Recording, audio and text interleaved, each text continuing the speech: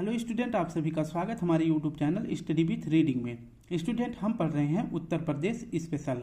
Uttar Pradesh special में हम इसलिए पढ़ रहे हैं क्योंकि उत्तर प्रदेश में जो एग्जाम्स होते हैं जैसे आरओ, एआरओ, यूपी, पीएससी, इसमें जो भी क्वेश्चन उत्तर प्रदेश स्पेशल से पूछे जाते हैं उसके लिए आपको उत्तर प्रदेश पढ़ना पड़ेगा।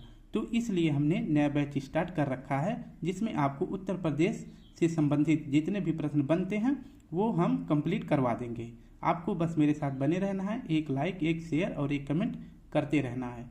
तो आज का टॉपिक है उत्तर प्रदेश के प्राकृतिक वनस्पतियां, वन एवं वन्य जीव। इसके बारे में आज हम पढ़ने वाले हैं। चैप्टर 4 है। अभी तक जिन्होंने बाकी के 3 चैप्टर नहीं देखा तो प्ले लिस्ट में वीडियो सेव है, आप उसको देख सकते हैं।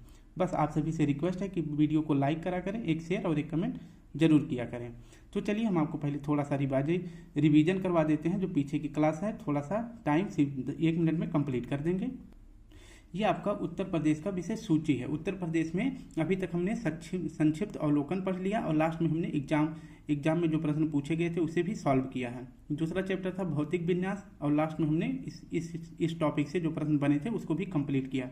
तीसरा चैप्टर था जलवायु और मृदा, ये भी हमने कंप्लीट कर दिया और इसके लास्ट में जो क्वेश्चन आंसर पूछे गए थे इसे भी कंप्लीट कर लिया है। आज का हमारा टॉपिक है प्राकृतिक वनस्पतियां, वन एवं वन्य जीव। तो आपको थोड़ा सा ये हमने रिवाइज करा दिया है। पार्ट 1 में हमने ये पढ़ा था, लेसन 1 में, जो कि उत्तर प्रदेश का विस्तार भौतिक रूप से किस प्रकार से है, कौन कौन से जिले हैं, किस प्रकार से, सब कुछ हमने अच्छे से फिगर के साथ समझा दिया है। दूसरे लेसन में क्या पढ़ा था, उत्तर प्रदेश के भौतिक विन्यास, उसको फिगर के साथ कौन कौन से भौतिक प्रदेश हैं जैसे भाबर एवं तराई का प्रदेश, गंगा यमुना का दोआब, और तीसरा क्या हो जाता है दक्षिण का पठारी भाग। इन सभी को भी फिगर से अच्छे से एक्सप्लेन किया है। और आप देख सकते हैं जो लास्ट ईयर में प्रश्न पूछे गए थे इसका भी हमने सॉल्व करा दिया है।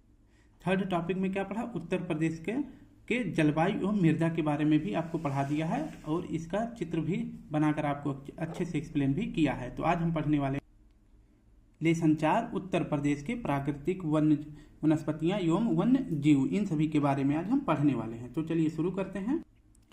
Uttar Pradesh one report 2021, Uttar Pradesh one report 2021 के अनुसार जो है हम डाटा पढ़ने वाले हैं क्योंकि हर 2 साल में जो है फॉरेस्ट रिपोर्ट भारतीय वन विभाग के द्वारा जो है जारी किया जाता है। लेकिन कोविड के कारण जो है नया जो है डाटा जो है वनों का वो नहीं आ पाया, इसलिए हम पढ़ने वाले हैं सिर्फ 2021 के अनुसार क्योंकि क्वेश्चन इसी से संबंधित पूछा जाएगा। तो उत्तर प्रदेश में कुल वन आवरण कितना है इसके बारे में हम देखने वाले हैं। तो उत्तर प्रदेश में कुल वन आवरण क्षेत्र है 14,817.89 वर्ग किलोमीटर, ठीक है। और पूरे उत्तर प्रदेश के भौगोलिक क्षेत्रफल का कितना प्रतिशत है, तो यह 6.15% है। ये आप डाटा याद रखेंगे कि उत्तर प्रदेश में वन रिपोर्ट के अनुसार 2021 के अनुसार कुल वन आवरण क्षेत्र कितना है 14,817.89 वर्ग किलोमीटर। और कुल भौगोलिक क्षेत्रफल का कितना है, तो उत्तर प्रदेश के भौगोलिक क्षेत्रफल के 6.19% है। ये डाटा आप याद रखेंगे। अभी ये डाटा कैसे आया था और ये कैसे आया है इसको भी हम आपको एक्सप्लेन कर देंगे। तो सबसे पहले देखते हैं मैप में। ये मैंने यूपी का मैप बना रखा है, कैसे भी होगा बट अपना यूपी है तो पढ़ना पड़ेगा। तो देखते हैं, मैंने यहाँ पे कुछ मैप बना के रखा है। ये आपका मैंने ब्लैक से बना के रखा है। ये ब्लैक वाला कौन सा क्षेत्र है, तो ये क्षेत्र है आपका संत रविदास नगर, ठीक है। इसके बाद आपका ये सोनभद्र हो जाता है, चंदौली हो जाता है, ये आपका बनारस हो जाता है, इस प्रकार से, और ये इलाहाबाद हो जाता है। इस प्रकार के क्षेत्र हैं।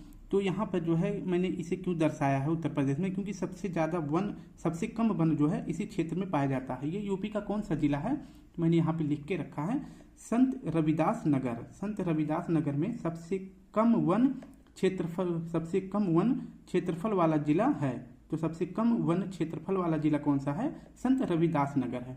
और वहीं अगर देखा जाए तो संत रविदास नगर न्यूनतम वन क्षेत्रफल वाला प्रतिशत के आधार पर सबसे कम वन है। सबसे कम क्षेत्रफल वाला वन क्षेत्र कौन सा है, तो संत रविदास नगर है। वहीं प्रतिशत के आधार पर भी देखें तो सबसे कम क्षेत्रफल किसका है, तो वो भी संत रविदास नगर का है। ये पॉइंट आप याद रखेंगे। अब नेक्स्ट देखते हैं सोनभद्र जिला। इसके बारे में आपको बता दें कि यहाँ पर जो है सर्वाधिक वन क्षेत्र भी पाया जाता है और प्रतिशत के आधार पर भी सबसे अधिक वन पाया जाता है। तो दोनों सेम है। सबसे अधिक जो है वन कहाँ पाए जाते हैं, सोनभद्र में, और सबसे कम प्रतिशत के आधार पर कहाँ पाया जाता है, तो वह पाया जाता है संत रविदास नगर में, प्रतिशत पर सबसे ज़्यादा, और वन क्षेत्र में भी सबसे ज़्यादा सोनभद्र में। ठीक है, तो इतना पॉइंट आपको याद हो गया होगा। अगर नहीं याद हुआ है तो कोई बात नहीं, परेशान नहीं हो, अभी हम आगे आपको इतना अच्छा बताएंगे कि आप खुश हो जाएंगे। अब हमारा टॉपिक यहाँ से अच्छे से एक्सप्लेनेशन के साथ शुरू होगा। वन सर्वेक्षण रिपोर्ट, इसे क्या कहते हैं? ISFR, Indian state forest research. इसके अनुसार देखते हैं कि 2021 में उत्तर प्रदेश में वन आवरण की स्थिति क्या है। तो ISFR 2021 के अनुसार उत्तर प्रदेश में वन आवरण की स्थिति क्या है। मैंने आपको एक डाटा बताया था कि याद रखना, उसको हम देखते हैं कि यहाँ पे कैसे मिलता है। मैंने आपसे कहा था कि जो है उत्तर प्रदेश में कुल वन आवरण क्षेत्र कितना है? 14,817.89% है। ठीक है, 9 वर्ग किलोमीटर में वन क्षेत्र फैला हुआ है। प्रतिशत में देखें तो उत्तर प्रदेश के भौगोलिक क्षेत्रफल का 6.15% है। ये डाटा भी आपको हम दिखा देते हैं, तो इस बॉक्स में आपको वो डाटा प्राप्त हो जाएगा। तो पहले नंबर पे देखते हैं श्रेणी क्षेत्र वर्ग किलोमीटर में भौगोलिक क्षेत्रफल का प्रतिशत कितना है, ये देखते हैं। तो श्रेणी में हो जाएगा सबसे अधिक घने वन कहाँ पाए जाते हैं, मतलब सबसे अधिक घने वन का क्षेत्रफल कितना है। तो यह है 26 मतलब 2626.16 वर्ग किलोमीटर क्षेत्र में क्या फैला है? सबसे अधिक घने वन फैले हैं, और जो कि पूरे उत्तर प्रदेश के भौगोलिक क्षेत्रफल का कितना प्रतिशत है? तो 1.09% है। सबसे अधिक घने वन कितने क्षेत्रफल पे फैले हैं? तो यह फैला है 2626.161 वर्ग किलोमीटर में यह फैला है। और मध्यम घने वन कितने क्षेत्रफल पर फैले हैं? तो यह फैला है 4,029.37 क्षेत्र वर्ग किलोमीटर में यह फैला है। कुल भौगोलिक क्षेत्रफल का कितना है? तो 1.67% है। और खुला वन कितना है? तो खुला वन है 8,161.91 क्षेत्र वर्ग किलोमीटर पर खुला वन फैला हुआ है। और कुल भौगोलिक क्षेत्रफल का कितना है? तो 3.39% है। वहीं कुल वन, मैंने जो आपको डाटा बताया था वो डाटा यहाँ पे आपको मिल रहा है, क्योंकि उत्तर प्रदेश में कुल वन कितने हैं? तो 14,817.89%। ठीक है, तो कितना है? 14,817.89 क्षेत्र के वर्ग किलोमीटर पर फैला हुआ है उत्तर प्रदेश में जो वन पाए जाते हैं। अब ये कैसे मिला? तो आप इन तीनों को अगर काउंट करेंगे, मतलब इन तीनों को ऐड कर देंगे, तो आपको कुल भौगोलिक क्षेत्रफल का वर्ग किलोमीटर में कितने वन हैं वो निकल जाएगा। इसके बाद इनका प्रतिशत निकालेंगे, तो इनका प्रतिशत कितना निकल जाएगा मैंने आपको बताया था। तो कुल भौगोलिक क्षेत्रफल का कितना है? तो 6.15% है। इसे कहीं कहीं पर आपको मिल सकता है 6.88%। तो कन्फ्यूज नहीं होना, जो ऑप्शन में मिले 6.15 मिले तो लगा देना, नहीं तो 6.88% मिले तो भी ये सही हो जाएगा। और अगर देखिए प्रदेश में झाड़ियाँ कितनी पाई जाती हैं, कितने क्षेत्र वर्ग किलोमीटर में फैला है? तो 563.38 क्षेत्रफल वर्ग किलोमीटर में झाड़ियाँ फैला है, जो कि उत्तर प्रदेश के भौगोलिक क्षेत्रफल का कितना है? तो 0.23% है। तो ये हो गया उत्तर प्रदेश के वन आवरण की स्थिति। अब आपको फिर से थोड़ा सा दिखाएंगे कि किस राज्य में किस जिले में सबसे ज़्यादा वन पाए जाते हैं। तो ISFR 2021 के अनुसार उत्तर प्रदेश के शीर्ष वन क्षेत्र वाला जिला कौन सा है? सबसे ज़्यादा वन किस क्षेत्र में पाए जाते हैं? मैंने आपको बताया था सोनभद्र में पाया जाता है। कितना? 243.75 वर्ग किलोमीटर पाया जाता है। दूसरे नंबर पर खीरी में, प्रतिशत आप देख सकते हैं मिर्जापुर, फिर इसके बाद पीलीभीत, अगर लास्ट में देखेंगे तो 5वें नंबर पर आ जाता है आपका चित्रकूट। ये भी आप साथ में याद रखेंगे, ठीक है। तो आपको शीर्ष जिले कौन से हैं वनों के आधार पर? तो पहले नंबर पर सोनभद्र, खीरी, मिर्जापुर, पीलीभीत और लास्ट में आ जाएगा आपका चित्रकूट। प्रतिशत आपको देखना है कितने वर्ग किलोमीटर में फैला है, तो वो भी आप देख सकते हैं। नेक्स्ट पॉइंट हो जाता है, आप लिखना मत, मैं आपको इसका PDF दे दूंगा। तो सबसे कम वन क्षेत्र वाले जिलों में क्रमशः कौन सा जिला है? सबसे कम क्षेत्रफल पर वन जो फैले हैं, तो सबसे कम किस जिले में पाया जाता है? सबसे कम पाया जाता है संत रविदास नगर में, फिर इसके बाद भदोही में, मऊ में और मैनपुरी में। तो 4 स्टेट ये भी आप याद कर सकते हैं, संत रविदास नगर, भदोही, मऊ और मैनपुरी। इसका भी प्रतिशत मैंने लिख रखा है। नेक्स्ट देखते हैं, कुल भौगोलिक क्षेत्रफल के प्रतिशत के आधार पर शीर्ष जिले क्रमशः, ठीक है, कुल भौगोलिक क्षेत्रफल के प्रतिशत के आधार पर। मैंने यहाँ पे क्या दिखाया था? मैं आपको यहाँ पे दिखा रहा था क्षेत्रफल के आधार पे, ठीक है, क्षेत्रफल के आधार पर, जबकि यहाँ पर जो है क्या दिखाया जा रहा है आपको, प्रतिशत के आधार पे। तो प्रतिशत के आधार पर सबसे अधिक वन किस जिले में पाए जाते हैं, तो यह भी पाया जाता है सोनभद्र में ही। दूसरे नंबर पर हो जाता है चंदौली, तीसरे नंबर पर चित्रकूट, चौथे नंबर पर पीलीभीत। ये प्रतिशत के आधार पर आप देखेंगे सबसे ज़्यादा जिले में, और सबसे कम जिलों में प्रतिशत के आधार पे सबसे कम वन किस जिले में पाए जाते हैं ये भी आपको देखेंगे। ये आप क्रम से याद रखना। तो पहले नंबर पर हो जाता है आपका भदोही में सबसे कम पाया जाता है, ठीक है, सॉरी, सबसे कम पाया जाता है संत रविदास नगर में। इसके बाद भदोही में, मैनपुरी में, देवरिया में। सबसे कम संत रविदास नगर में, भदोही में, मैनपुरी, देवरिया, प्रतिशत के आधार पे। अगर वन क्षेत्र के आधार पे मैंने बताया था आपको, क्षेत्र के आधार पर सबसे ज़्यादा सोनभद्र, खीरी, मिर्जापुर, पीलीभीत।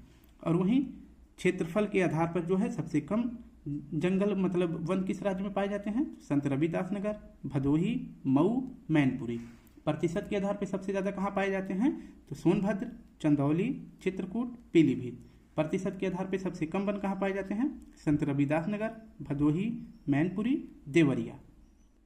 अब देखते हैं वनों के प्रकार। उत्तर प्रदेश में वनों के मुख्यतः कितने प्रकार पाए जाते हैं, तो 3 प्रकार पाए जाते हैं। कौन कौन से प्रकार हैं, उष्णकटिबंधीय आर्द्र पर्णपाती वन, दूसरा नंबर है उष्णकटिबंधीय शुष्क पर्णपाती वन, उष्णकटिबंधीय कटीली झाड़ियाँ। पर्णपाती का मतलब होता है कि एक मौसम में एक ऐसा मौसम आता है जब पेड़ अपने पत्ते गिरा देते हैं, ठीक है। तो एक आर्द्र हो जाता है और एक शुष्क और एक कटीली, ये 3 प्रकार की वनें उत्तर प्रदेश में पाई जाती हैं। अब इनका विस्तार कहाँ पे है मैंने आपको बता दी, मतलब मैंने आपको उत्तर प्रदेश का क्षेत्र जो है बता दिया था, लेकिन अब जो है वन किस क्षेत्र में पाए जाते हैं ये भी आपको बता दूंगा। तो उत्तर प्रदेश में पाए जाने वाले वनों के प्रकार 3 प्रकार हैं, और किस किस क्षेत्र में पाए जाते हैं, तो मैंने बताया था कि उत्तर प्रदेश को 3 भौतिक प्रदेशों में बांटा गया है। ये ऊपर वाला कौन सा प्रदेश हो जाता है, भाबर ये और तराई का क्षेत्र, भाबर तराई का क्षेत्र ये हो जाता है। सेकंड नंबर पर क्या हो जाता है भौतिक प्रदेश इसका, तो ये मैंने बताया था आपको पहले वीडियो में, गंगा यमुना का दोआब, ठीक है, ये हो जाएगा आपका गंगा यमुना का दोआब। और तीसरा क्या बताया था, कौन सा भौतिक प्रदेश, तो ये मैंने बताया था आपको उत्तर प्रदेश का दक्षिणी पठारी भाग, दक्षिणी पठारी भाग। ये 3 भाग उत्तर प्रदेश के होते हैं, और इन्हीं 3 भागों में जो है 3 प्रकार के वन पाए जाते हैं। तो भाबर व तराई प्रदेश में किस प्रकार के वन पाए जाते हैं, उष्णकटिबंधीय आर्द्र पर्णपाती वन पाए जाते हैं। जो मैदानी भाग है गंगा यमुना का, इसमें किस प्रकार के वन पाए जाते हैं, तो उष्णकटिबंधीय शुष्क पर्णपाती वन पाए जाते हैं। और कटीली कहाँ पाई जाती है, तो कटीली झाड़ियाँ पाई जाती है दक्षिणी पठारी भाग में। जो पठार होते हैं, ठीक है, जो पठार होते हैं वहाँ पर जो है बड़े बड़े पेड़ पौधे नहीं उग सकते, इसलिए वहाँ पे जो है सिर्फ कटीली झाड़ियाँ ही पाई जाती हैं। ये भी आप याद रखें। आप देख सकते हैं रेगिस्तानों में भी या पहाड़ों पर भी छोटी छोटी कटीली झाड़ियाँ ही पाई जाती हैं। नेक्स्ट अब इन वनों के बारे में आपको विस्तार से पढ़ा दे रहे हैं, आप बस देखते रहना, आपको PDF मिल जाएगा। उष्णकटिबंधीय आर्द्र पर्णपाती वन, इसका विस्तार देखते हैं। तो उष्णकटिबंधीय आर्द्र पर्णपाती वन, ये वन उत्तर प्रदेश के भाबर, मैंने बताया था भाबर एवं तराई प्रदेश में पाए जाते हैं। जो ये ऊपर वाला पोर्शन है यहाँ पर जो है मैंने लिखा भी है, उष्णकटिबंधीय आर्द्र पर्णपाती वन पाए जाते हैं। कहाँ पर, भाबर एवं तराई प्रदेश में। आर्द्र पर्णपाती वन में जो है कौन कौन से पेड़ आते हैं, जो ये उष्णकटिबंधीय आर्द्र पर्णपाती वन है, इनमें कौन कौन से पेड़ आते हैं, किस प्रकार के, तो साल पेड़, बैर, गूलर, पलास, महुआ, आंवला, जामुन आदि वृक्ष इन क्षेत्रों में पाए जाते हैं। नेक्स्ट देखते हैं उष्णकटिबंधीय शुष्क पर्णपाती वन। अब ये पेड़ ये कहाँ पाए जाते हैं, तो ये वन पूर्व, मध्य एवं पश्चिमी मैदानी क्षेत्रों में पाए जाते हैं। इसको अब हम मैप से समझा दें। लिखा क्या है कि ये वन जो है उष्णकटिबंधीय शुष्क पर्णपाती वन कहाँ पाए जाते हैं, तो ये पाए जाते हैं पूर्व में, ये आपका पूर्वी मैदान हो जाएगा। इसके बाद मध्य में, ये आपका मध्य क्षेत्र हो जाएगा। इसके बाद पश्चिमी क्षेत्र, तो ये पश्चिमी क्षेत्र, यानी ये पूरे क्षेत्र में पाए जाते हैं गंगा यमुना के दोआब में। इनमें जो है कौन कौन से प्रमुख पेड़ पाए जाते हैं, तो शुष्क पर्णपाती वन में पाए जाते हैं नीम, पीपल, शीशम, जामुन, बेल, अंजीर आदि वृक्ष इन क्षेत्रों में पाए जाते हैं। अब देखते हैं जो कटीली झाड़ियाँ हैं, उष्णकटिबंधीय कटीली झाड़ियाँ हैं, ये कहाँ पाई जाती हैं, ये दक्षिण भाग में पाई जाती हैं। ठीक है, मैंने आपको बताया था कि ये कटीली झाड़ियाँ कहाँ पाई जाती हैं, दक्षिण के पठारी भाग में ये पाई जाती हैं। इसमें जो है कौन कौन सी झाड़ियाँ पाई जाती हैं, अकेशिया, कटीली, लेंगुमेस, यूफारबियास, फुलाई, कत्था, धामन आदि झाड़ियाँ पाई जाती हैं। अब आपको यहाँ से इम्पॉर्टेंट क्वेश्चन मिलेगा जो कि हर एग्जाम में पूछा जाता है उत्तर प्रदेश का वनों के बारे में। अब आपको यहाँ से एक एक मतलब हर लाइन में आपको एक क्वेश्चन जरूर मिलेगा। ये बहुत ही जरूरी लेसन है, आपको इसे देखना चाहिए, पूरा देखना है स्टूडेंट, भागना मत। थोड़ी सी घबराहट के साथ आप कई प्रश्नों को आज मिस कर सकते हैं। तो देखिए शुरू करते हैं। उत्तर प्रदेश में वन महोत्सव सप्ताह कब मनाया जाता है? तो उत्तर प्रदेश में वन महोत्सव सप्ताह कब मनाया जाता है? तो प्रत्येक वर्ष 1 जुलाई से 7 जुलाई के मध्य मनाया जाता है। जहाँ पर मैं अंडरलाइन करूँ उसे आप नोट डाउन कर सकते हैं, नहीं तो मैं ऐसे अंडरलाइन किया हुआ आपको PDF दे दूंगा। नेक्स्ट पॉइंट है, उत्तर प्रदेश में वन महोत्सव का आरंभ कब हुआ था? तो वन महोत्सव मनाने का आरंभ कब किया गया था? तो जुलाई 1952 में इसकी शुरुआत की गई थी वन महोत्सव मनाने की।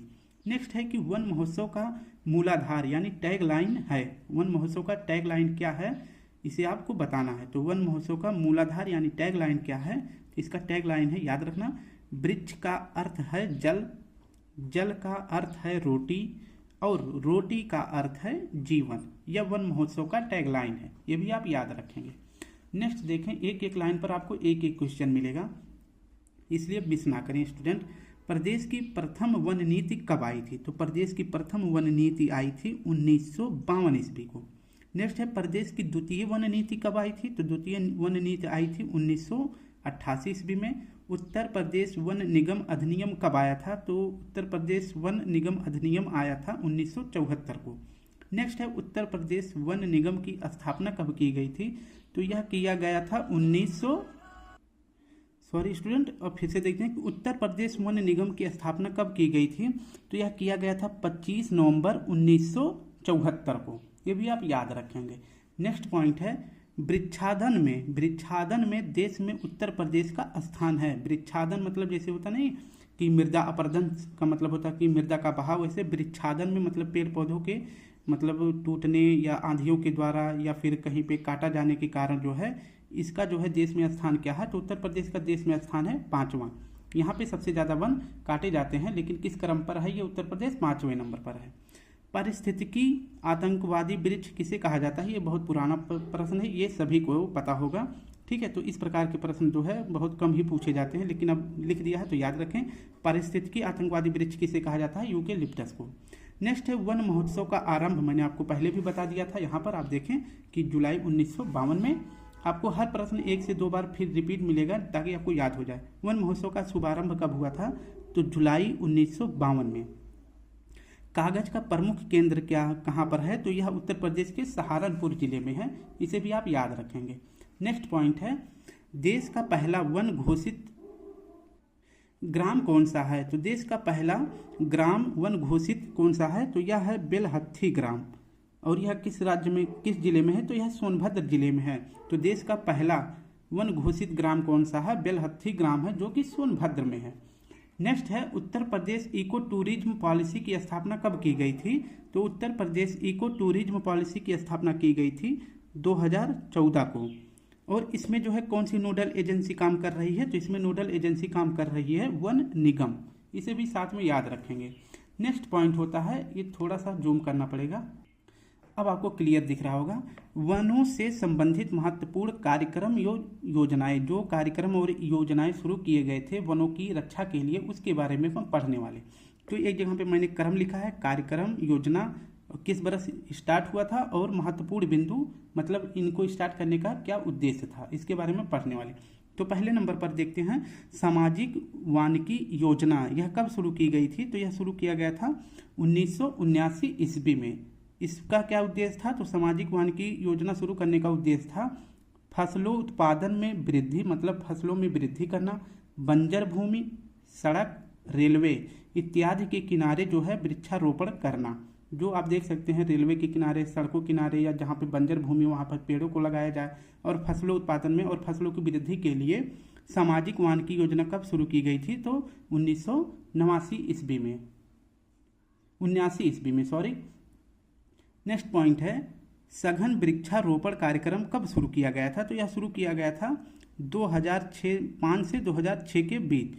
तो सघन वृक्षारोपण कार्यक्रम शुरू किया गया था 2005 से 2006 के बीच में। इसमें जो है प्रदेश के 22 जिलों में यह प्रारंभ किया गया था। जब स्टार्टिंग में 2005 से 6 में यह प्रदेश के 22 जिलों में शुरू किया गया था, लेकिन 2008 में जो है 22 से कितना बढ़ा दिया गया, तो इसका यह कार्यक्रम 48 जिलों में शुरू कर दिया गया। अब देखते हैं कि ऑपरेशन ग्रीन योजना कब शुरू की गई थी। तो यह शुरू किया गया था 1 जुलाई 2001 को। ठीक है, ऑपरेशन ग्रीन योजना कब शुरू की गई थी, ये डेट और ये योजना जरूर याद रखें। ये महत्वपूर्ण बिंदु याद रहे या ना रहे, लेकिन इतना तो आपको याद करना ही पड़ेगा। 1 जुलाई 2001 को ऑपरेशन ग्रीन हाउस योजना शुरू किया गया था। इसका क्या उद्देश्य था, तो इसका उद्देश्य था वृक्षारोपण को बढ़ावा देना। इसके बाद चौथे नंबर पर देखते हैं सहभागी वन प्रबंधन एवं निर्धनता उन्मूलन योजना। सहभागी वन प्रबंधन एवं निर्धनता उन्मूलन योजना यह कब शुरू की गई थी, तो यह भी 2008-9 में शुरू किया गया था। और इसका क्या उद्देश्य था, तो तराई क्षेत्र में विंध्य एवं बुंदेलखंड क्षेत्र के 14 जिलों में संचालित वन संरक्षण जो है इन क्षेत्रों में, तराई क्षेत्र में, विंध्य क्षेत्र में और बुंदेलखंड क्षेत्र में 14 जिलों में जो है वन सहभागी प्रबंधन योजना शुरू की गई थी 2008-9 में। नेक्स्ट पॉइंट है कि वृक्ष बंधु पुरस्कार योजना कब शुरू किया गया था, तो वृक्ष बंधु पुरस्कार योजना शुरू किया गया था 2007 और 8 में। इसका भी वही उद्देश्य है, सबका उद्देश्य एक ही है कि वृक्षों का जो है ज़्यादा से ज़्यादा बचाव किया जा सके, तो वृक्षारोपण एवं वन्य जीव संरक्षण को प्रोत्साहन देने के लिए। नेक्स्ट है ऑपरेशन ग्रीन कब शुरू किया गया था, तो यह 2007-8 में शुरू किया गया था। इसमें भी वही कार्य है, वन के क्षेत्र का विस्तार करना। नेक्स्ट है ग्रीन यूपी क्लीन यूपी, ये आप याद रखेंगे। ये कब शुरू किया गया था, तो ये 7 नवंबर 2015 को शुरू किया गया था। इसका भी कार्य है वृक्षारोपण को बढ़ावा देना। अब हम पढ़ने वाले हैं वन्य जीव एवं वन्य जीव संरक्षण कार्यक्रम। अब आपका टॉपिक क्या स्टार्ट हो जाता है, वन्य जीवों के बारे में। अब तक हमने वन के बारे में पढ़ा, अब हम वन्य जीव के बारे में पढ़ने वाले हैं। तो शुरू करते हैं। देश के प्रथम वन्य जीव परिरक्षण संगठन की स्थापना कब की गई थी, तो वन्य जीव परिरक्षण संगठन की स्थापना की गई थी 1956 ईस्वी में। ठीक है, इसे याद रखेंगे, उत्तर प्रदेश में की गई थी। देश का देखिए ध्यान से, देश के प्रथम मतलब भारत देश के प्रथम वन्य जीव परिरक्षण संगठन की स्थापना कहाँ की गई थी, तो उत्तर प्रदेश में की गई थी। और कब की गई थी, तो 1956 में। और इस संगठन का क्या उद्देश्य था, तो वन्य जीव परिरक्षण संगठन का उद्देश्य क्या था, तो इसका उद्देश्य था कि जैव विविधता, जीवों एवं उनके प्राकृतिक वास स्थलों को संरक्षित करना। ठीक है। नेक्स्ट पॉइंट है प्रदेश में वर्तमान में, ये पॉइंट आप देख सकते हैं और याद भी करना जरूरी है। प्रदेश में वर्तमान में 11 वन्य जीव विहार हैं, 14 पक्षी अभ्यारण्य हैं, 1 राष्ट्रीय उद्यान है और 3 टाइगर रिजर्व, 3 नहीं है, ये 4 हो गया है। अभी फिलहाल जो है 2023 में एक और घोषित किया गया है, तो हम उसको भी पढ़ने वाले हैं। आप आगे मैंने लिख रखा है। तो प्रदेश में 11 वन्य जीव विहार, 14 पक्षी अभ्यारण्य, 1 राष्ट्रीय उद्यान और 4 टाइगर रिजर्व हैं। एक जो राष्ट्रीय उद्यान है उसको यहीं पर पढ़ लेते हैं, वैसे मैं आगे फिर पढ़ाऊंगा। तो कौन सा है वह, तो यह है दुधवा राष्ट्रीय उद्यान। ठीक है, इसे आप याद रखेंगे। अब देखते हैं कि सबसे पॉइंट वाला पॉइंट कौन सा हो जाता है। तो अब पॉइंट आपका स्टार्ट होता है। प्रदेश का सबसे पुराना पक्षी अभ्यारण्य कौन सा है, तो वह है आपका नवाबगंज पक्षी अभ्यारण्य। जो इसकी स्थापना कब की गई थी, तो नवाबगंज पक्षी विहार की स्थापना की गई थी 1984 ईस्वी में। लेकिन 2015 में जो है इसका नाम बदल के क्या रख दिया जाता है, तो नवाबगंज पक्षी अभ्यारण्य का नाम बदल के रख दिया जाता है शहीद चंद्रशेखर आजाद पक्षी विहार। ठीक है, अभी ये किस राज्य में है आपको सब कुछ मिल जाएगा, बस परेशान नहीं हो। एक साथ आपके ऊपर ज़्यादा बर्डन नहीं डाल सकते, आखिर हमारे बच्चे हैं ना, स्टूडेंट प्यारे हैं, इसलिए। उत्तर प्रदेश का सबसे बड़ा पक्षी विहार कौन सा है, सिर्फ देखें तो लाख बहोसी पक्षी अभ्यारण्य है, ये भी आप याद रखेंगे। और सबसे छोटा पक्षी विहार कौन सा है, तो ये शेखा झील है। सबसे बड़ा कौन सा है, लाख बहोसी, सबसे छोटा शेखा झील है। सबसे पुराना कौन सा है, तो नवाबगंज पक्षी विहार अभ्यारण्य है, जिसका नाम बदल के क्या रख दिया गया है 2015 में, शहीद चंद्रशेखर आजाद।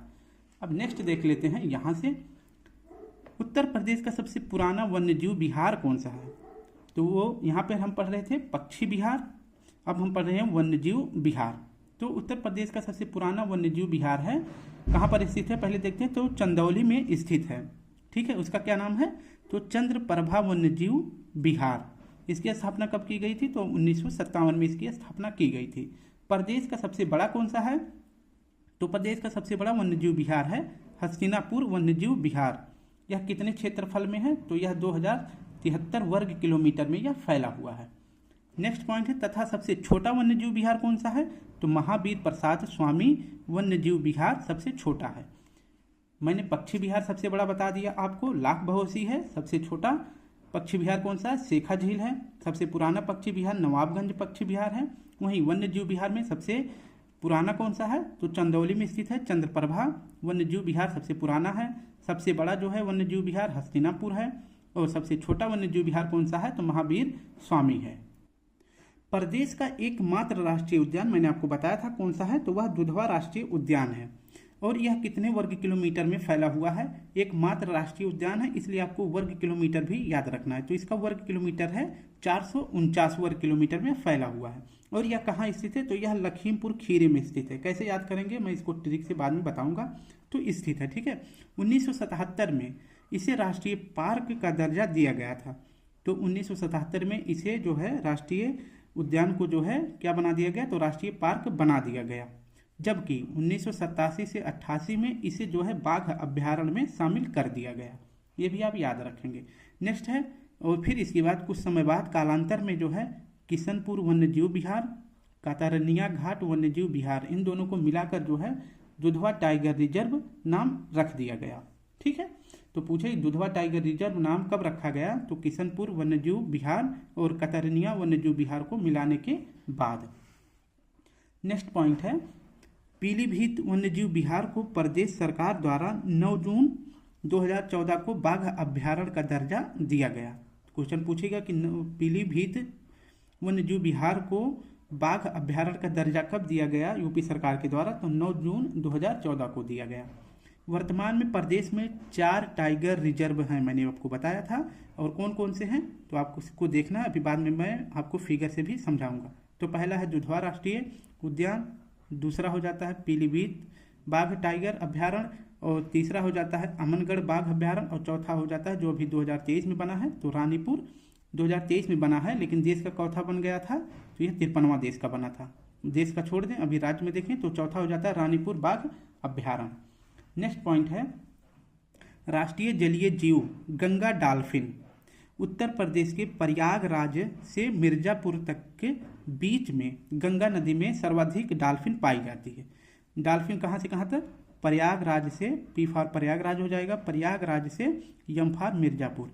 तो इनके बीच में जो है गंगा नदी में सबसे ज़्यादा डॉल्फिन पाई जाती है, गंगा डॉल्फिन सबसे ज़्यादा पाई जाती है। और अभी 2023 में यूपी सरकार ने अपना राजकीय जलीय जीव किसे घोषित किया है, तो वह गंगेटिक यानी गंगा डॉल्फिन को घोषित कर दिया है। ये भी आप याद रखेंगे, ठीक है। तो इसका स्थानीय नाम क्या है, तो गंगा डॉल्फिन का स्थानीय नाम लोग वहाँ के जो स्थानीय लोग हैं उसको क्या कहते हैं, सूस कहते हैं। यूपी में कुल डॉल्फिन की संख्या कितनी है, तो 1275 डॉल्फिन है, ये भी आप याद रखेंगे। नेक्स्ट पॉइंट है, प्रदेश में हाथी कहाँ कहाँ पाई जाती है, तो हाथी जो है प्रदेश में पाया जाता है, अभी आगे लिखा है, परेशान ना हो, बस देखते रहें एक बार। तो प्रदेश में हाथी पाया जाता है तराई एवं शिवालिक गिरिपाद वनों में पाया जाता है, ठीक है। और गैंडा कहाँ पाया जाता है, तराई क्षेत्र में। अगर फिगर से समझाएं तो आपको एक बार समझा देते हैं। तराई एवं शिवालिक प्रदेश ये आपका उत्तर प्रदेश हो जाता है। बस देखते रहें, मैं एक्सपर्ट हूँ फिगर बनाने में। ऐसे करके आपका हो जाता है ये ललितपुर वाला जिला, और ये आपका आगरा, और ये आपका सहारनपुर, ये आपका मिर्जापुर, ठीक है। तो क्या कह रहा है कि हाथी जो है कहाँ पर पाया जाता है, तराई एवं शिवालिक गिरिपाद। शिवालिक गिरिपाद का मतलब क्या होता है, शिवालिक श्रेणियाँ मैंने आपको पढ़ाया था, लेकिन अगर आप मेरा इंडियन ज्योग्राफी वाला टॉपिक पढ़ेंगे तब उसमें आपको समझ में आएगा कि शिवालिक गिरिपाद किसे कहते हैं। हिमालय को 3 भागों में बांटा गया है, पहला बृहद हिमालय, दूसरा मध्य या लघु हिमालय, तीसरा शिवालिक हिमालय। तो शिवालिक हिमालय ही जो है उत्तर प्रदेश के उत्तरी भाग में विस्तारित है, ठीक है। तो ये मान लो इतना क्षेत्र जो है उत्तर प्रदेश का इसमें आ जाता है शिवालिक क्षेत्र में। तो वही कहा जाता है कि शिवालिक गिरिपाद, जो शिवालिक का पैर है उसी के क्षेत्र में जो है हाथी पाया जाता है। और इसके बाद ये तराई क्षेत्र हो जाता है, यहाँ यही जो है भाबर क्षेत्र वो कहलाता है, भाबर क्षेत्र भी कहलाता है, और ये आपका तराई क्षेत्र। तो हाथी कहाँ पाया जाता है, तराई क्षेत्र में और शिवालिक गिरिपाद में। गैंडा कहाँ पाया जाता है, तो गैंडा भी इसी तराई क्षेत्र में पाया जाता है। लखनऊ के निकट स्थित कुकरैल वन में लुप्त प्रजातियों हेतु प्रजनन केंद्र स्थापित किया गया है। क्वेश्चन पूछ सकता है कि लुप्त प्रजातियों हेतु प्रजनन केंद्र कहाँ पर स्थापित किया गया है, तो ये आपका हो जाएगा लखनऊ में। किस वन में, तो कुकरैल वन में। ये भी आप याद रखेंगे। नेक्स्ट पॉइंट है मथुरा के वृंदावन में राष्ट्रीय पक्षी मोर के संरक्षण हेतु मयूर संरक्षण केंद्र स्थापित किया गया है। तो राष्ट्रीय पक्षी मोर के संरक्षण के लिए मयूर संरक्षण केंद्र कहाँ खोला गया है? तो यह मथुरा के वृंदावन में, ये आप याद रखेंगे। अब देखते हैं कि वन्य जीव संबंधी प्रमुख कार्यक्रम। हमने वनों के जो प्रमुख कार्यक्रम थे उसको पढ़ लिया। अब हम पढ़ने वाले हैं वन्य जीव संबंधी प्रमुख कार्यक्रम, इनकी वर्ष या स्थान कहाँ पर है और इनका उद्देश्य क्या है, ये पढ़ने वाले हैं। तो पहले क्रम पर हम पढ़ेंगे राष्ट्रीय चंबल वन्य जीव विहार। राष्ट्रीय चंबल वन्य जीव विहार यह जो है तीन राज्यों की संयुक्त परियोजना है। कौन कौन से राज्य? यूपी, मध्य प्रदेश, राजस्थान। इन 3 राज्यों के संयुक्त रूप से राष्ट्रीय चंबल योजना शुरू की गई है। और इसका उद्देश्य क्या है? मगरमच्छ घड़ियाल प्रजनन एवं उनका संरक्षण करना। ठीक है। नेक्स्ट पॉइंट क्या हो जाता है? घड़ियाल प्रजनन योजना। यह कब शुरू किया गया था? तो यह शुरू किया गया था 1975 में। कहाँ पर शुरू किया गया? लखनऊ और बहराइच में। ठीक है। लखनऊ में किस वन में? तो यह कुकरेल वन में। और इसके बाद बहराइच में कहाँ पर? तो यह कतरनिया में। ठीक है। ये भी आप याद रखेंगे। इसका क्या उद्देश्य है? तो घड़ियाल प्रजनन एवं संरक्षण के लिए घड़ियाल परियोजना कब शुरू की गई थी? तो 1975 में लखनऊ और बहराइच 2 जगहों पर यह शुरू किया गया है। नेक्स्ट पॉइंट देखते हैं। तीसरा पॉइंट है night safari park. Night safari park यह कहाँ पर स्थित है? तो यह इटावा में स्थित है। सफारी आपको पता ही है कि अखिलेश यादव जी का जो है स्थानीय निवास है और इटावा भी उन्हीं के पास है, तो ऐसे भी याद कर सकते हैं। तो नाइट सफारी पार्क कहाँ पर है? इटावा में। और यह जो है किसके उद्देश्य के लिए शुरू किया गया था? तो यह बब्बर शेर और लायन सफारी प्रजनन का केंद्र है। नाइट सफारी पार्क क्या है? बब्बर शेर एवं लायन शेर सफारी का प्रजनन केंद्र है। और कहाँ शुरू किया गया है? किस स्थान पर? तो इटावा में। अब हम आपको दिखाते हैं उत्तर प्रदेश के पक्षी विहार। अब यहाँ से आपको अच्छे से समझ में आएगा। तो उत्तर प्रदेश में पक्षी विहार की संख्या कितना है? तो 14 है। आपको फिगर में दिख रहा होगा। तो उत्तर प्रदेश में पक्षी विहार की संख्या कितनी है? 14 है। आपको मैं एक एक राज्य बताऊंगा और उसका नाम लिख दूंगा, इसके बाद आप समझ जाएंगे। ठीक है। मैं पूरे मैप को बना के रखा हूँ, लेकिन पूरे राज्य को नहीं पूरे जिले को नहीं दर्शाया हूँ। जो जिस राज्य में जो पक्षी विहार है उन्हीं को मैं दर्शाया हूँ। मैं आपको बता दूंगा कि कौन से जिले में कौन सा पक्षी विहार है। तो शुरू करते हैं। सबसे पहले हम आपको शुरू करते हैं राजस्थान की साइड से। ठीक है। क्योंकि इसका क्रम आप देख सकते हैं, इनका क्रम जो है पश्चिम से ऐसे पूर्व करके जाता है। थोड़ा सा 2 यहाँ पे हो जाते हैं, 1-2 नीचे हो जाता है। ठीक है। तो सबसे पहले हम देखते हैं ओखला पक्षी वन्यजीव विहार। ओखला पक्षी वन्यजीव विहार ये पूरा वन्यजीव विहार है, इसलिए मैं पूरा वन्यजीव विहार ना पढ़ के सिर्फ उसका मेन नाम पढ़ूंगा। जैसे ओखला पक्षी, ये किस राज्य में है, मतलब किस जिले में है? तो यह है गौतम बुद्ध नगर में। G for Gautam. ठीक है। आप इसको देखेंगे, फिर इसके बाद PDF में रीड करेंगे तो आपको समझ में आ जाएगा। बिना क्लास के सब कुछ जो है आप सोचे कि क्लास में मिल जाएगा, तो ना क्लास में मिल पाएगा और ना सब कुछ PDF में। ठीक है। तो सब कुछ मिलके करेंगे तभी अच्छे से आपको याद हो जाएगा। इसलिए हम कर रहे हैं क्योंकि आपको 2 से 3 बार आपको पढ़ना पड़े, इसलिए आपको याद भी हो जाएगा। ठीक है स्टूडेंट। तो देखेंगे कि गौतम बुद्ध नगर में कौन सा पक्षी विहार स्थित है, वन्यजीव विहार। तो यह है ओखला पक्षी विहार। ठीक है। नेक्स्ट देखते हैं, उसके नीचे चलते हैं। उसके जस्ट जो है गौतम बुद्ध से सटा हुआ राज्य जिला कौन सा है? तो ये हो जाता है आपका अलीगढ़। तो अलीगढ़ में क्या स्थित है? शेखा झील स्थित है। ठीक है। तो अलीगढ़ में A फॉर अलीगढ़ इतना लिख देंगे, आप समझ जाएंगे अगर वीडियो देखेंगे और PDF। तो A फॉर अलीगढ़ में शेखा झील स्थित है। उसके जस्ट नीचे आते हैं, थोड़ा सा कौन सा स्टेट पड़ता है, कौन सा जिला पड़ता है? तो ये पड़ जाता है आपका एटा। ये भी हो जाएगा AT से एटा हो जाएगा। एटा में क्या है? तो आपको याद भी हो जाएगा, एटा पटना। एटा में पटना पक्षी अभ्यारण्य है, जो कि सबसे छोटा है। मैंने लिख के रखा है, बस इतना देखें। सबसे छोटा कौन सा है? तो सबसे छोटा है एटा पक्षी अभ्यारण्य। नेक्स्ट हो जाता है, इसके नीचे चलेंगे, एटा के नीचे चलेंगे तो आपको मिल जाएगा मैनपुरी, MAN।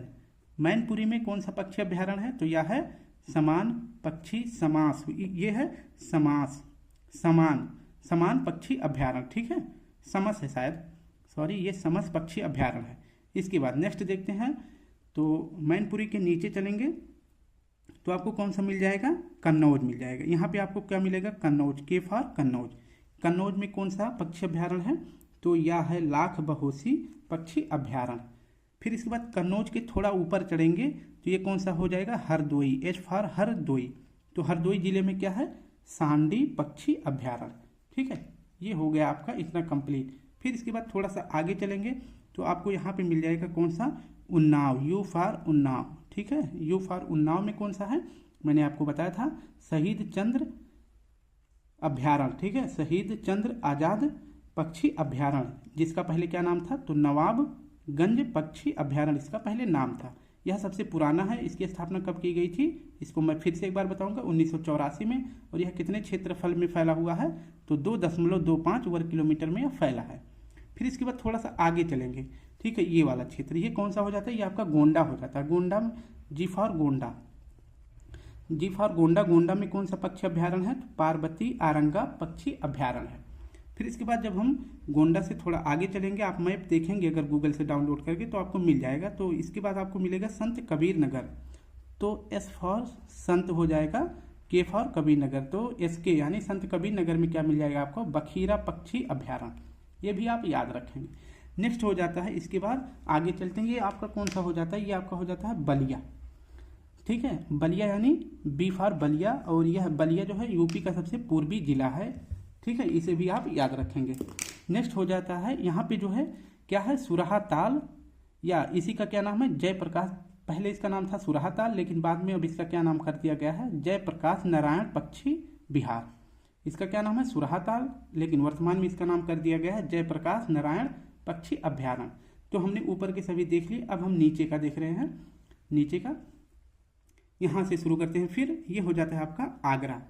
आगरा और ये आपका हो जाता है इटावा। आगरा और इटावा की संयुक्त पक्षी अभ्यारण्य कौन सा है, तो यह है सुर सरोवर पक्षी अभ्यारण्य। ठीक है, पक्षी विहार या पक्षी अभ्यारण्य एक ही चीज है। इसके बाद यहाँ पे देखेंगे, आपको ये दिखा दें, आपको ऊपर पड़ रहा है, तो ये हो जाता है राय बरेली। ये आपका हो जाता है आर फॉर राय बरेली, ये आपका लिख देना नाम। ये हो जाएगा आपका आगरा, ये फॉर आई फॉर इटावा। ठीक है, A for Agra, I for Etawah, और ये हो जाएगा राय बरेली, आर ए से हो जाएगा राय से। राय बरेली में कौन सा पक्षी अभ्यारण्य है, तो यह समसपुर पक्षी अभ्यारण्य है। ठीक है, ये सही लिखा था, ये समान ही है। ठीक है, ये समान पक्षी अभ्यारण्य है, इसे याद रखेंगे, क्योंकि रायबरेली में समसपुर पक्षी अभ्यारण्य है, ये आप याद रखें। तो रायपुर में कौन सा है, समसपुर पक्षी अभ्यारण्य है। और इसके बाद पड़ जाता है आपका प्रतापगढ़।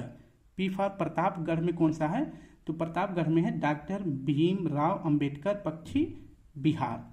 तो डॉक्टर भीमराव अंबेडकर पक्षी विहार कहाँ पर है, प्रतापगढ़ में है। एक और बचता है, ये आपका हो जाता है महोबा, यम फॉर महोबा। महोबा में कौन सा पक्षी विहार है, तो विजय सागर पक्षी विहार। ये आपका 14 हो जाता है। अगर आपको काउंट करना है तो आप काउंट भी कर सकते हैं, मैं आपको दिखा दूं। 1 2 3 4 5 6 7, ये आपका 8, बखीरा 9, सुरहाताल 10, भीमराव अम्बेडकर वाला 11, ये 12, ये 13, ये आपका 14। ठीक है, अब देखते हैं कि जो महत्वपूर्ण पक्षी विहार हैं उनकी स्थापना कब हुई थी। बस थोड़ा सा ही लिखेंगे, नहीं तो वीडियो ज़्यादा बड़ी बन जाएगी, मैंने छोटा ही लिख रखा है। तो पहले नंबर पर लिख देते हैं चंद्रशेखर आज़ाद। इसकी स्थापना मैंने बताया था 1984 में हुई थी, और ये किस जिले में है, तो उन्नाव जिले में है। इसका क्षेत्रफल कितना है, 2.25 वर्ग किलोमीटर। इसे जो है नवाब पक्षी विहार भी कहा जाता था। यह सबसे पुराना है। ठीक है, तो सबसे जो मेन पॉइंट है मैं उसे लिख रखा हूँ। अगर आप चाहेंगे तो मैं इसको अब अलग से वीडियो बना के हर एक मतलब जो 14 के 14 पक्षी विहार है उनका मतलब उनकी स्थापना कब की गई थी, वो किस जिले में है, उनका क्षेत्रफल कितना है, सब कुछ एक ही वीडियो में 10 मिनट की वीडियो में दे दूंगा। अगर आप कमेंट करेंगे तो दे दूंगा। ठीक है, समसपुर पक्षी विहार कहाँ पे है, तो समसपुर पक्षी विहार है राय बरेली में। इसकी स्थापना कब हुई थी, तो 1987 में हुई थी। इसका क्षेत्रफल कितना है, 7.99 वर्ग किलोमीटर। लाख बहोसी यह सबसे बड़ा है, लाख बहोसी सबसे बड़ा पक्षी विहार है, और इसकी स्थापना 1989 में हुई थी। और यह किस जिले में है, तो कन्नौज में है। इसका क्षेत्रफल कितना है, 80.24। शेखा झील कहाँ पर है, तो शेखा झील सबसे छोटा पक्षी विहार है। इसकी स्थापना भी यह नवीनतम भी है, और 2016 में इसकी स्थापना की गई थी। और यह किस जिले में है, तो अलीगढ़ में है। इसका क्षेत्रफल कितना है, 2.25 है। अगर बताएं तो मैं आपको ट्रिक से भी याद करवा दूंगा। जैसे शहीद चंद्रशेखर है आज़ाद, शहीद चंद्रशेखर आज़ाद है, तो यहाँ पे देखें देश को उन्नति की रास्ते पे ले जाने के लिए शहीद चंद्रशेखर आज़ाद जी ने अपना देश के लिए बलिदान दे दिया। तो देश को उन्नति के लिए शहीद चंद्रशेखर ने बलिदान दे दिया। तो उन्नाव बलिदान से ऐसे आप याद कर सकते हैं। आज़ाद हो गए, उन्नाव मतलब उन्नत के लिए आज़ाद हो गए, ठीक है। नेक्स्ट होता है ऐसे मतलब उन्नति के लिए शहीद हो गए। नेक्स्ट हो जाता है वो सबसे पुराना भी है। अब यहाँ पे देखते हैं समसपुर पश्चिम बिहार। समसपुर कैसे याद करेंगे, राय है ना, राय देखिए यहाँ पे राय है, तो एक दूसरे की का राय लेकर जो है तभी जो है सब में जो है समानता फैल सकती है। तो सम से हो जाएगा समानता, राय जब एक दूसरे की राय लिया जाएगा तभी जो है समानता से कार्य चलेगा। लाख बहुसी कैसे याद करेंगे, और सबसे बड़ा जो है कन्नौज में इत्र है, ठीक है। इत्र बेचकर जो है लाखों कमाया जा सकता है, ऐसे आप याद करेंगे। कन्नौज में इत्र है तो इत्र बेचकर लाखों कमाया जा सकता है, ऐसे आप याद कर सकते हैं, ठीक है। शेखा झील ये सबसे छोटा, इसे कैसे याद करेंगे, शेख, शेख जो है मेरे मुस्लिम भाई के मतलब धर्म से संबंधित ऐसा नाम है शेख। तो शेख लोग किस में विश्वास रखते हैं, अली में, ठीक है। तो शेख लोग किस में विश्वास करते हैं, अली में, ऐसे आप याद कर सकते हैं। नेक्स्ट पॉइंट हो जाता है उत्तर प्रदेश के वन्यजीव विहार, इनकी संख्या कितना है, मैंने सबको पढ़ा दिया लेकिन एक बार आपको फिर से मैप के थ्रू दिखाना चाहूँगा ये किस जगह पे स्थित है। तो उत्तर प्रदेश के वन्यजीव विहार कितना है, तो इनकी संख्या है 11। सबसे बड़ा कौन सा है ये देखेंगे। तो पहले सबसे पहले मैं आपको वैसे सेम जैसे मैंने आपको पश्चिम बिहार बताया है वैसे मैं आपको वन्यजीव विहार भी बताने वाला हूँ।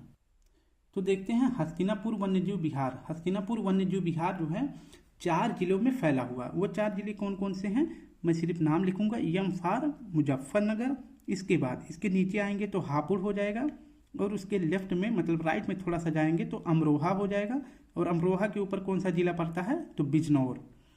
तो मुजफ्फरपुर, हापुड़, अमरोहा, बिजनौर, इन 4 स्टेट को मिलाकर जो है वन्यजीव विहार बनाया गया है, इसलिए सबसे बड़ा है। जब 4 राज्य रहेगा तो सबसे बड़ा ही रहेगा, तो हस्तिनापुर वन्यजीव विहार सबसे बड़ा है। इसको भी अभी मैं जैसे इसका मैंने आपको एक बॉक्स में दिखाया वैसे मैं वन्यजीव विहार को भी दिखाने वाला हूँ। इसके बाद किशनपुर वन्यजीव विहार देखते हैं, यह किस जिले में है, तो यल फॉर लखीमपुर खीरी हो जाएगा, ठीक है। इतना आप याद रखेंगे। तो लखीमपुर खीरी वन्यजीव विहार कहाँ किस जिले में है, तो यह है किशनपुर वन्यजीव विहार किस में है, तो लखीमपुर खीरी में। कतरनिया घाट किस में है, तो यह है बहराइच में, ठीक है। B for Bahraich, B for Bahraich में जो है कतरनिया वन्यजीव विहार है, ये भी याद रखेंगे।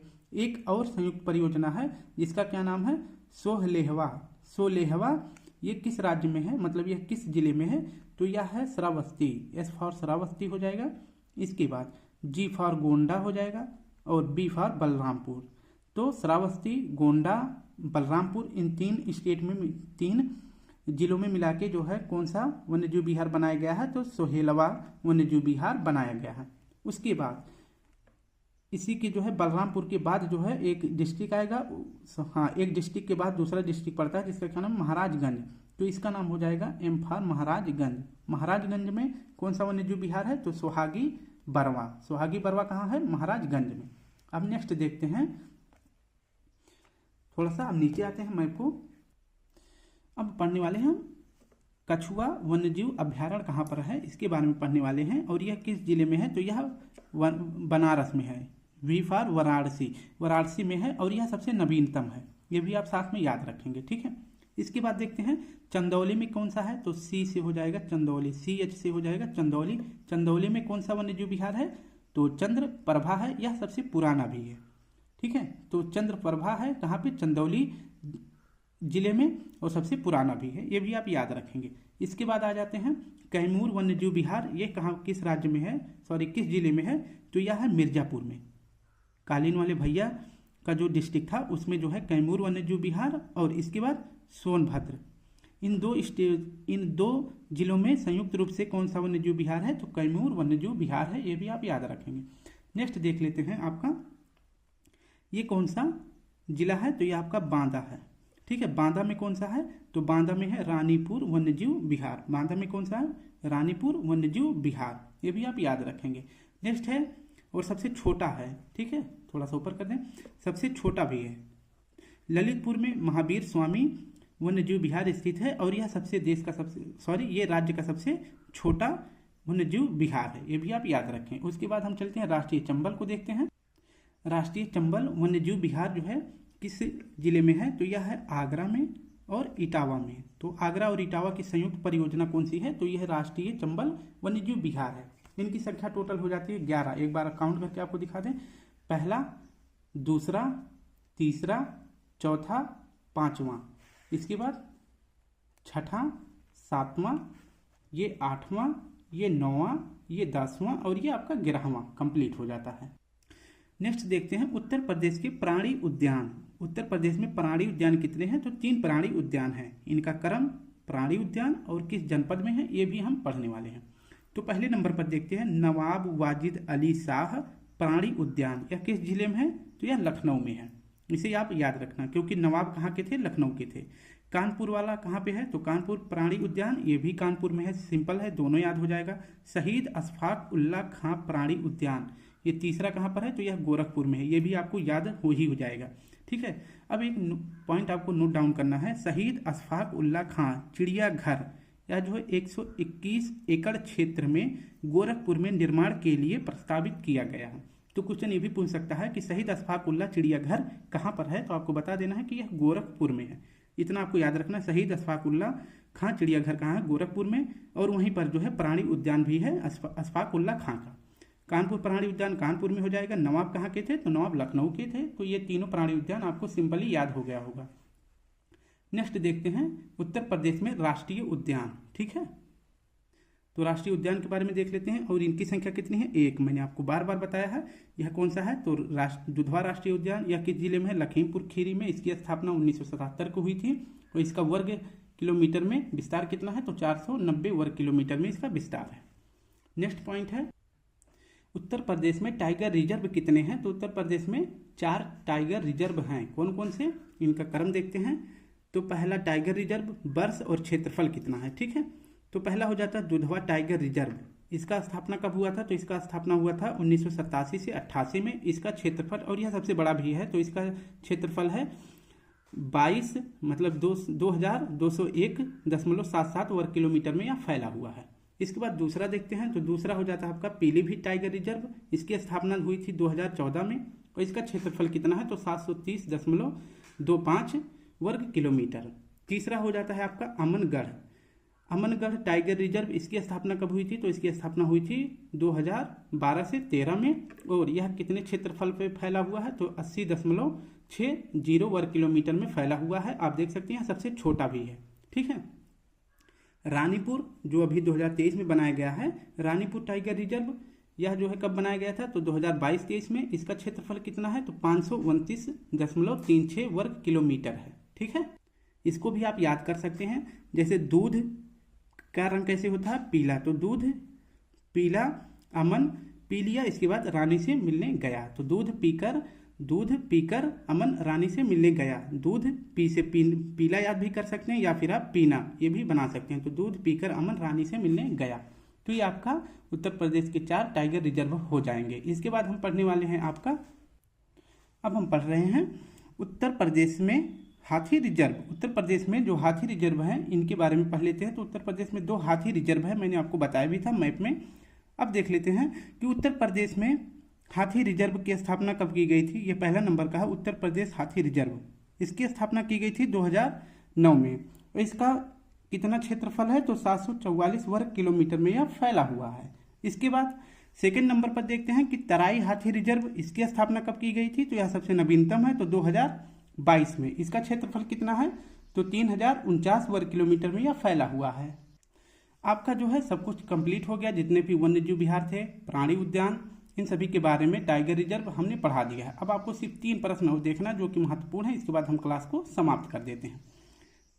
3 फरवरी 1975 को उत्तर प्रदेश में जल प्रदूषण निवारण तथा नियंत्रण बोर्ड का गठन किया गया। तो उत्तर प्रदेश में जल प्रदूषण निवारण तथा नियंत्रण बोर्ड का गठन कब किया गया था? तो 3 फरवरी 1975 को। इसके बाद 13 जुलाई 1982 को उक्त बोर्ड यानी कि इन उत्तर प्रदेश जल प्रदूषण निवारण तथा नियंत्रण बोर्ड का नाम बदल के क्या रख दिया गया था? तो इसका नाम बदल के रख दिया गया था उत्तर प्रदेश प्रदूषण नियंत्रण बोर्ड। तो 13 जुलाई 1982 को उक्त बोर्ड का नाम बदल के उत्तर प्रदेश प्रदूषण नियंत्रण बोर्ड रख दिया गया। अब देखते हैं लास्ट प्रश्न है। 1855 ईस्वी में उत्तर प्रदेश वन विभाग का गठन किया गया। उत्तर प्रदेश में वन विभाग का गठन कब किया गया था? तो 1855 ईस्वी में किया गया था। स्टूडेंट सब कुछ कंप्लीट हो गया है। आज हमने अपना चौथा चैप्टर कंप्लीट कर दिया है। बस आप सभी से रिक्वेस्ट है कि प्लीज़ वीडियो को एक लाइक, एक की शेयर और एक कमेंट जरूर करें। अगर आप सभी को इसका PDF चाहिए तो मैं इस वीडियो के कमेंट बॉक्स के नीचे मैं अपना टेलीग्राम लिंक दे दूंगा, आप वहां से इसका PDF डाउनलोड कर सकते हैं। ठीक है, जैसा सब कुछ मैंने पॉइंट कर रखा है वैसे आपको PDF मिल जाएगा। कल फिर मिलते हैं। आज के लिए आप सभी को प्यारा सा जय हिंद, जय भारत।